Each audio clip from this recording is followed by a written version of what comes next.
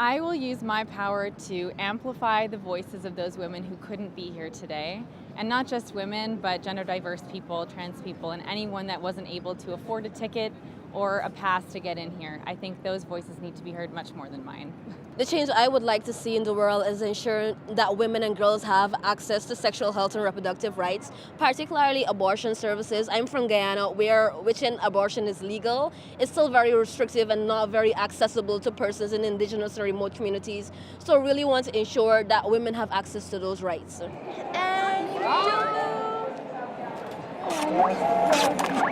My name is Celestin Compaoré. I work in the Pathfinder. The whole mandate for the Pathfinder is to push women access for sexual and reproductive health. Pushing women to get power, pushing women to get power, pushing women to get sexual and reproductive health rights.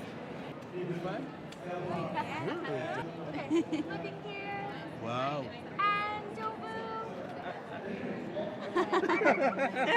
Very nice. In my country, the big challenge is women autonomies. We need to give autonomies for the women, for health services, for economic to support them, to empower the woman. Women can get a power and to push.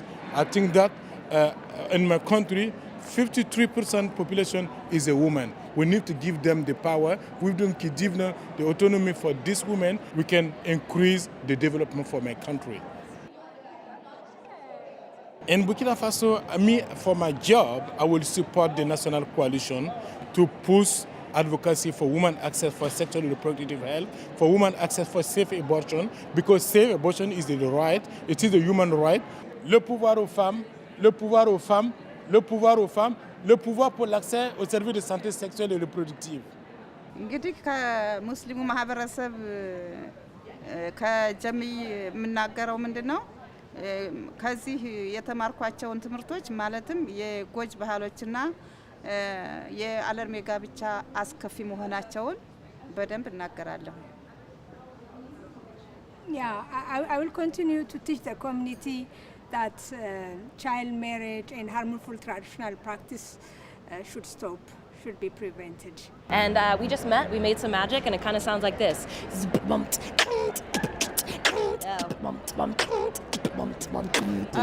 I'm a psychologist, an amateur biologist. Now I'm on my college tip. I rock like a geologist. Against the core like heretics. I'm on my anthropologist. Leader of the learning tricks. You get it if you follow this. I'm a sociologist. If we could change the politics, everybody would be on what I'm on. I promise this.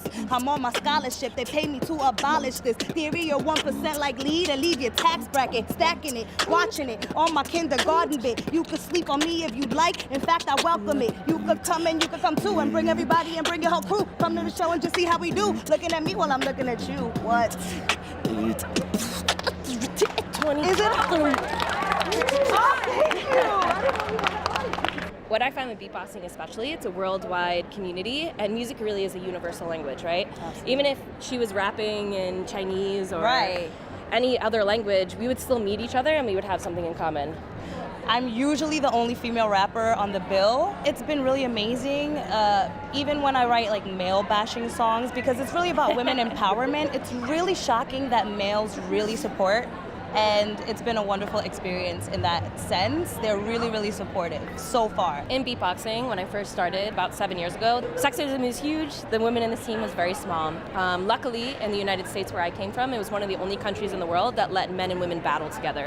So I felt that it was kind of my responsibility and my duty, like I had this opportunity, so I took it.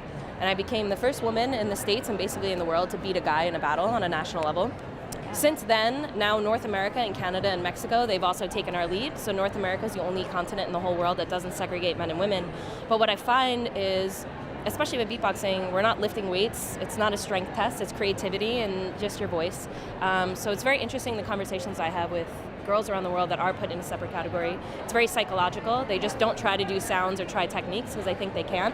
So for me, it's definitely frustrating. You know, I get the backhanded compliment all the time. Like, whoa, good for a girl, yeah, right? I never knew that a girl could do that. Whoa, my brain is exploding that you could make this sound out of your body, woman. I do see a shift happening with the amount of respect that women get now in the scene and the amount of opportunity. This one is specifically for Women Delivered 2019. A world where every baby's born without complications.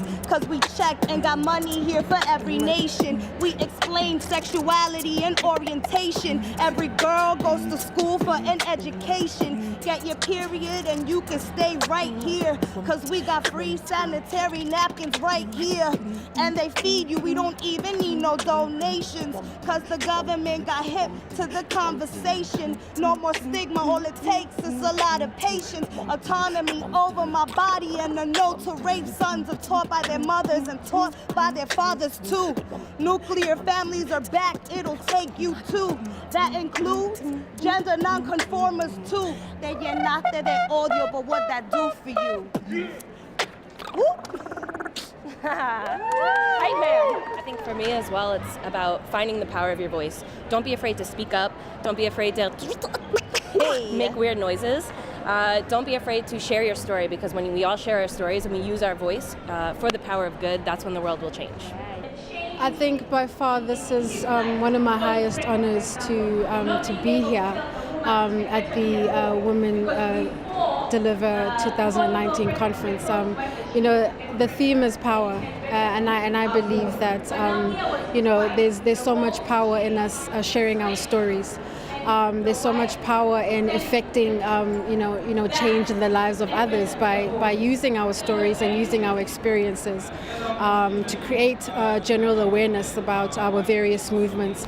I've been very fortunate as a mother who has tragically lost her daughter to road traffic injury to campaign with the likes of organizations like the Child Health Initiative.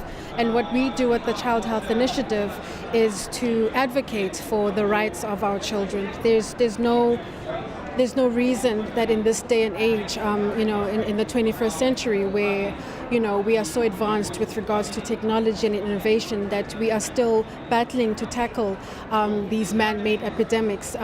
There's no need for our children to be, you know, faced with road traffic injury or death or air pollution as they travel to school. So it's just been such an honor for me to be here and to be able to lend my support to one of the biggest causes, and that is you know, that there's a power in us coming together and seeing how it is that we can affiliate ourselves with other movements, because there's a power anyway in you know, in global action. Well, I've been learning a lot and doing a lot of networking, especially with menstrual hygiene leaders and people that promote like the use of menstrual cups in all around the world. And I'm really happy that I got some new ideas to implement in my country.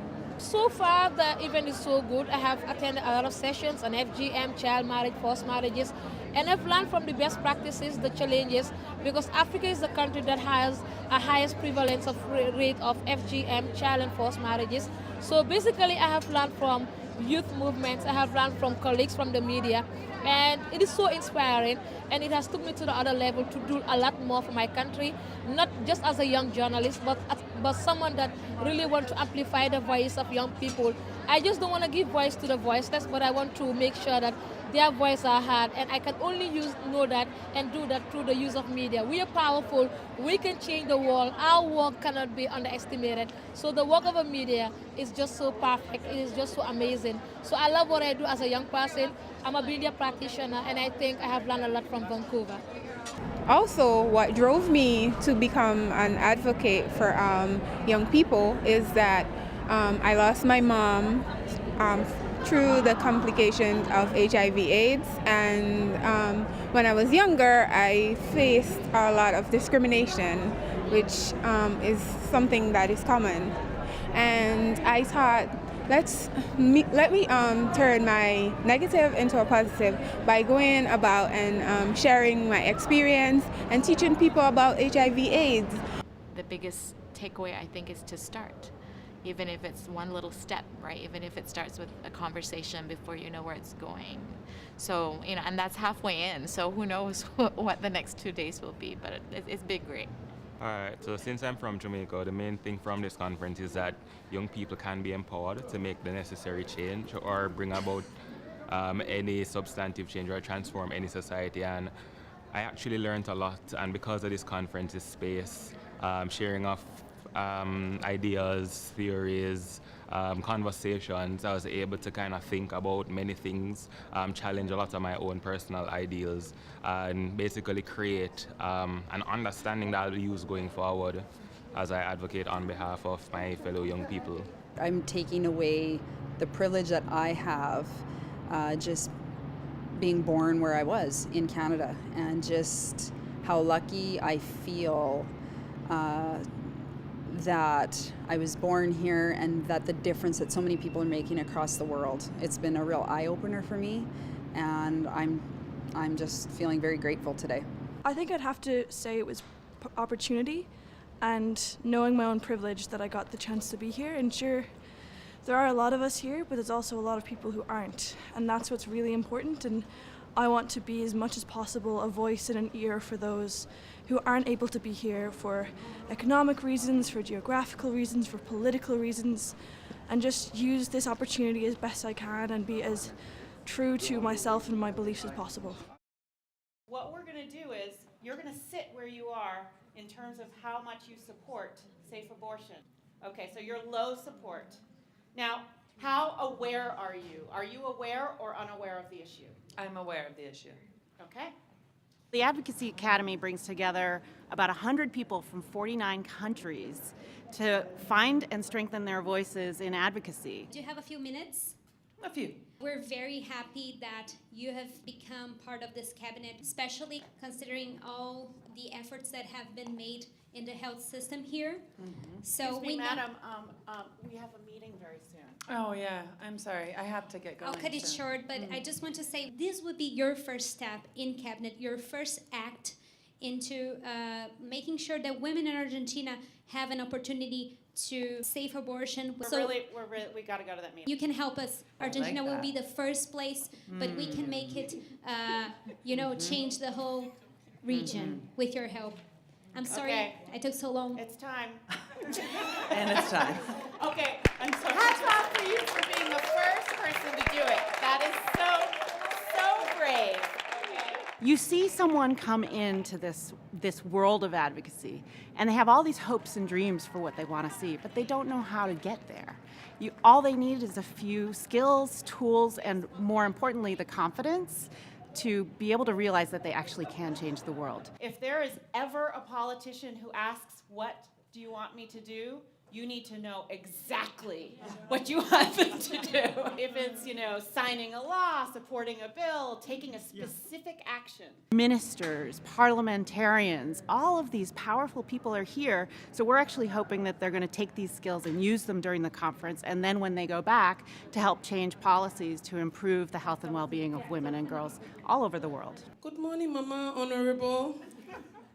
Good morning. So we are from an organization, Mama. Okay. We've come to you. We know that you are supporting economic empowerment for women and girls. 40% of the girls right now are being married before 18. You will be one of the ministers that will end FGM in Africa. You will be recognized internationally. Oh. You will be able to even at home, you will be recognized. So there will be so many things that you will achieve as a result of just signing a document. That sounds very easy.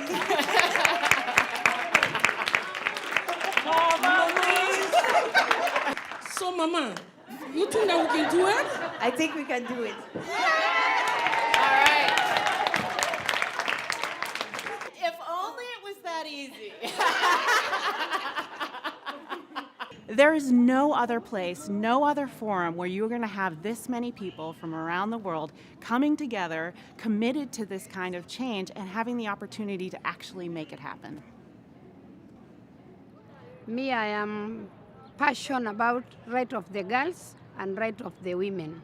And I am come here to learn about for the girls and right of the girls, so that we're fighting about women genital mutilation, FGM. And we said we must, as our community of Ma, we must stop to do the practice. We want the girl to go to school. So we want this girl to change and be doctor, be in engineering, and come here to drive aeroplane.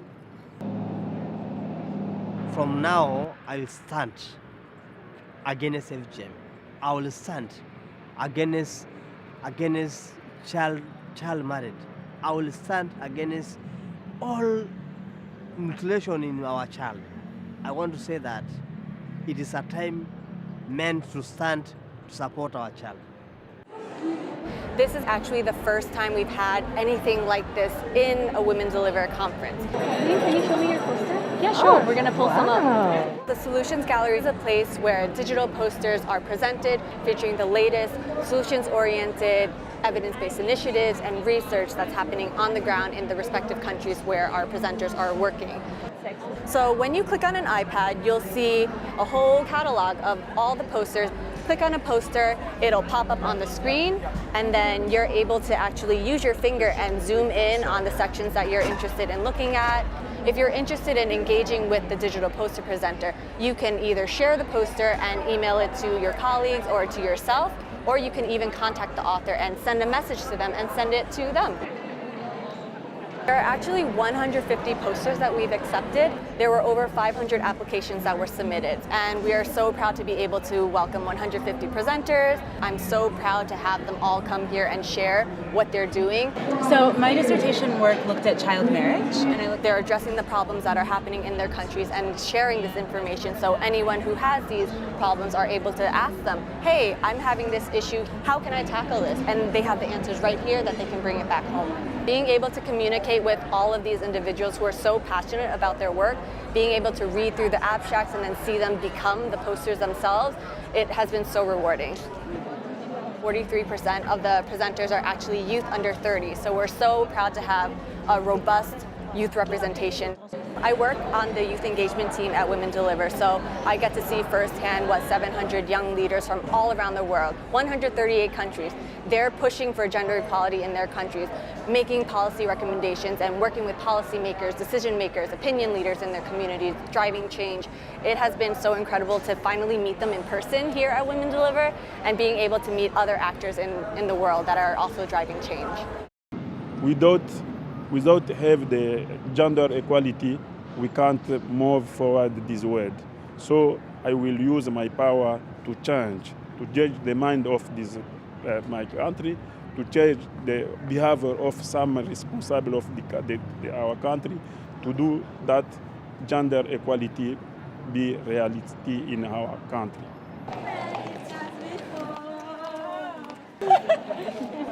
We are really excited to be here at Women Deliver. I've been at every Women Deliver conference since the beginning. I've actually spent a lot of time dancing and getting my exercise as well. So if you actually put on those headphones, you can actually dance and also switch to listening from real stories from the field. And people have been doing both, so they can have fun while listening to the work that we do and hear from the community health providers or hear from the beneficiaries of our work. Goodbye too many times before. We work in almost 32 countries to take high-impact interventions to scale in those countries and work with women and newborns and policymakers all the way from the household to the hospital and up to the national level.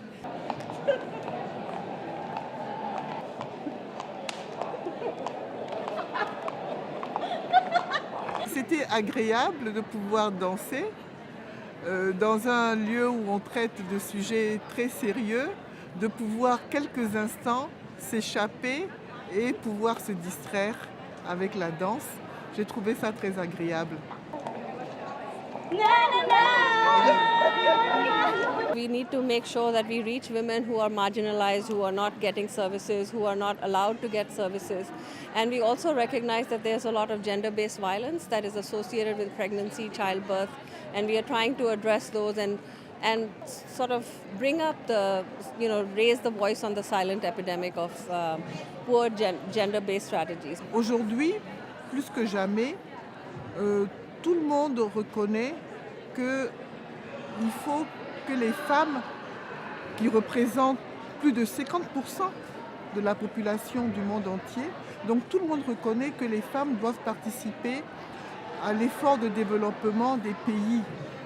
Parce que, comme dirait quelqu'un, on ne peut pas pédaler une bicyclette avec une seule jambe. Il faudrait les deux jambes. Encore plus important pour moi d'être ici parce qu'il est question également de la jeune fille. Et la jeune fille, c'est la femme de demain. My embrace. It's really great, I think, and also the involvement of the young people and hearing their voices, because we work also with the young population that have more risks associated with pregnancy, lack of use of contraception. So to have a whole youth contingent here that can speak at every session, can get their voices heard, is absolutely amazing. Hey! I'm very inspired by the passion and energy that the youth have shown. They're very articulate, they're clear in what they want, and I think we are in safe hands. We work with women throughout Latin America. We're in 6 different countries. We work in financial inclusion, health, and education. But for us, Women Deliver was a fantastic opportunity, not just to bring Pro Mujer here, but also just to bring in other organizations that are also doing really amazing work and that might not get the visibility that other organizations get in this type of forum. You've also brought in an artist. Exactly, I was just going to say. So we have Ledania, who is a fantastic Colombian graffiti artist. She's incredibly fierce, creative, and I think she represents the spirit not just of our organization, but of women in Latin America. So what do you think? I see you looking back. What do you think of your work so far? It's because I'm trying to figure out what is next, or maybe because I don't plan. I'm working in this moment with Pro Mujer. Pro Mujer is a beautiful group of girls that try to help another girls that girl have no money to make a own business. This is the energy in Women Deliver. It's so beautiful. I have the opportunity to speak with a lot of people and to hear the conference and understand that we are not alone. We are really a big community that we're trying to do all the best of the future.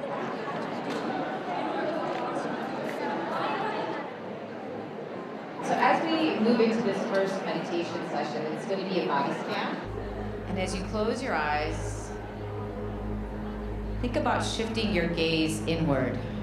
We oftentimes don't recognize the power of mindfulness. I think it's really important for everybody, basically, who is doing this type of really taxing emotionally and cognitively, this really difficult work, to be able to take that moment to pause and just relax. And I'm sure it must have felt like a real reboot for a lot of people, kind of getting us to remember that as much as we take care of others, we have to take care of ourselves. Sending compassion and gratitude to your hands as you release tension on your exhale. I've been teaching meditation and yoga for about 20 years. It's been a personal practice for me, but it's increasingly become part of the professional work that we do, because there is a need for us to continue to engage with that power within and translate that into power together. This was a really nice chance to slow down in the midst of a really busy, intense few days here. Definitely relaxed. It was very nice. My organization has this practice where every Wednesday we go into a meditation room, just relax, talk about your work, just let it go, and just calm down. And I've loved this because it's always helped me to relieve stress and say how I feel in a safe space, because everybody is there for meditation. Just feel the moment. That's exactly what I'm doing. We're here in Women Deliver 2019, and the theme is all around power, and self-care is an act of empowerment.